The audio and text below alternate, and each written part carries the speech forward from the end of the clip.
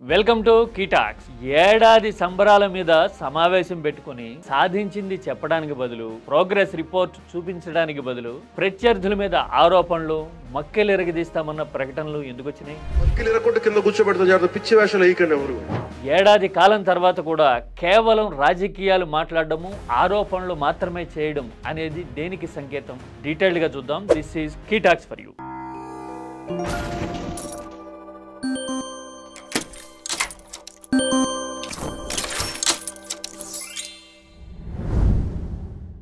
ఏపీలో కూటమి ప్రభుత్వం ఏర్పడి ఏడాది అయిన తర్వాత పాత్ బ్రేకింగ్ ఫినామినల్ డెసిషన్ ఇది అని చెప్పడానికి ఏదైనా ఒక సంక్షేమ కార్యక్రమం గాని, అభివృద్ధి ప్రోగ్రాం గాని ఉందా? ప్రత్యేకంగా ఇది ఎక్కడా జరగలేదు, ఇది గతంలో ఈ దేశంలోనూ ఈ రాష్ట్రంలోనూ చూడని నిర్ణయము ఇక్కడ మాత్రమే జరిగింది అని సూటిగా నిష్పక్షపాతంగా ఒక్క ముక్క ఎవరైనా చెప్పగలుగుతారా? ఏడాది కాలంలో సూపర్ 6 హామీల అమలు కాకపోగా ఏడాది పూర్తయిన తర్వాత తల్లికి వందనం అనే పథకం అమలు మొదలుపెట్టాము అని చెప్తున్నా దాంట్లో కూడా 1,15,00,000 క్వశ్చన్ మార్క్స్ ఉన్నాయి. అన్నిటికీ మించి ఆ పథకం అమ్మ ఒడి అని జగన్ తెచ్చిన పాత్ బ్రేకింగ్ కార్యక్రమానికి రిప్లికా, అంటే కొనసాగింపు మాత్రమే. అందుకనే ఆ పథకం విషయంలో కూడా మేము కొత్తగా చేస్తున్నాము అని చెప్పుకునే నైతిక హక్కు గాని, ధైర్యం గాని కూటమికి సరిపోవట్లేదు. సూపర్ 6లో మిగతా హామీలు ఇదిగో అమలు చేస్తాం, అదిగో అమలు చేస్తామని కొత్త డెడ్ లైన్లు పెట్టడము, చెప్పడమే వినపడుతూ ఉంది.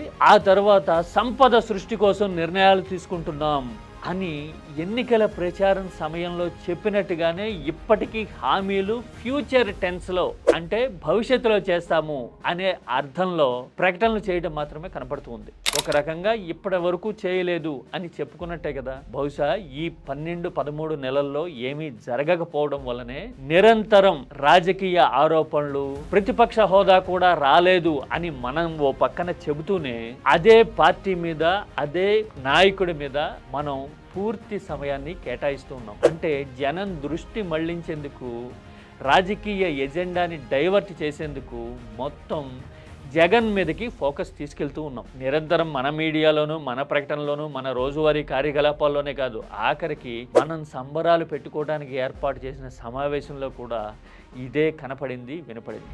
మొత్తం రాష్ట్రంలో ఉండే నిధుల్ని మిస్యూజ్ చేయడం, డైవర్షన్ చేయడం చూసారుగా. పైగా ఈ ఏడాది కాలంలో జనం రెస్పాన్స్ కూడా క్లియర్గా కనపడుతూ ఉంది. గతంలో పాలాభిషేకాలు చేసిన దృశ్యాలు మనకి తరచుగా సర్క్యులేషన్లోకి వస్తూ ఉండేవి.